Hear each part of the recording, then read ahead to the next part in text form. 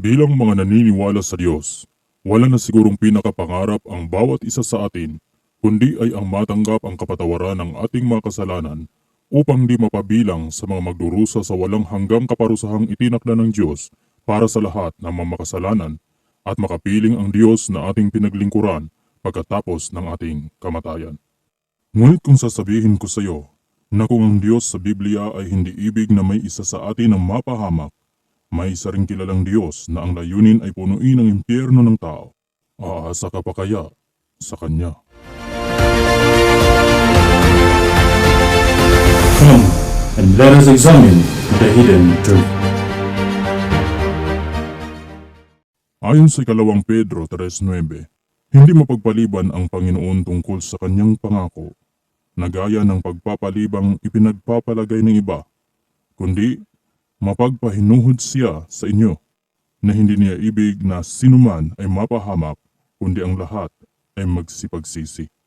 Ayon sa Biblia, ayaw ng Diyos na may sinuman sa atin ang mapahamak. Ngunit alam mo ba na may isang Diyos na ang layunin ay punuin ang impyerno ng tao?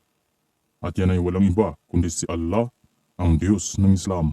Ayon sa Surah 32 verse 13, Tagalog Ama Jibril Translation, at kung aming naisin, aming maipagkakaloob sa bawat kaluluwa ang patnubay nito, subalit ang salita o takdang parusa mula sa akin ay naipatupad na aking pupunuin ang impyerno ng mga jinns at tao ng magkakasama. Tagalog ICDO or International Council of the Development of Quranic Organization, verse 13, at kung nanaisin namin ay ipagkakaloob namin sa bawat tao ang gabay at patnubay sa paniniwala, subalit nakatakda na ang salita mula sa akin na nakatakda na pupunuin ko ang impyerno apoy mula sa mga di naniniwala at lumalabag mula sa mga jinns at sa mga tao dahil mas pinili nila ang pagkaligaw kaysa sa patnubay. Kung inyong napapansin, napakalayo ng translation ng Tagalog ICDO o International Council of the Development of Quranic Organization.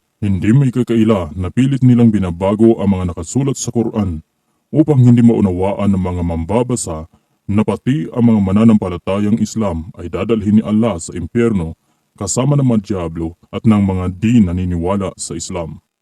Sinubukan ko itong ikumpara sa lumang Quran na meron ako.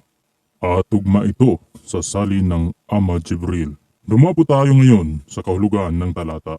Ito ang kanyang sinabi, at kung aming naisin, aming may pagkakaloob sa bawat kaluluwa ang patnubay nito. Subalit ang salita mula sa akin ay naipatupad na aking pupunuin ang impyerno ng mga jinns at tao ng magkakasama. Kung iyong nauunawaan ang talata, ito ang ibig sabihin. Kung naisin lamang ni Allah, ay kaya niyang ibigay ang patnubay para sa kaligtasan ng tao. Ngunit kung ano ang kanyang sinabi ay siyang matutupad at ito ay ang punuin ang impyerno ng tao kasama ng mga diablo. Nakapagtataka na kaya naman pala niyang tulungan ang tao na maligtas, pero bakit mas pinipili niyang ihulog sila sa impyerno? Kung iyong balikan at panuurin ang ating topic tungkol sa katiyakan ng kaligtasan sa Islam Part 1, napakalinaw sa Surah 19:66-72 na hindi lamang ang mga di naniniwala sa Islam ang kanyang dadalhin sa impyerno, kundi maging ang lahat ng mga Muslim, lahat ng mga nananampalataya sa Islam. Kaya tama ang sinabi ng Panginoong Jesucristo sa John 14:6, Ako ang daan, ang katotohanan at ang buhay, at walang makakapunta sa Ama kundi sa pamamagitan ko. Tanging kay Kristo mo lamang matatagpuan ang tiyak na kaligtasan. Ayon sa Juan 3:16, gayon na lamang ang pagmamahal ng Diyos sa sanlibutan, kaya't ibinigay niya ang kanyang bugtong na anak upang ang sinumang manampalataya sa kanya ay di mapahamak kundi may buhay na walang hanggan.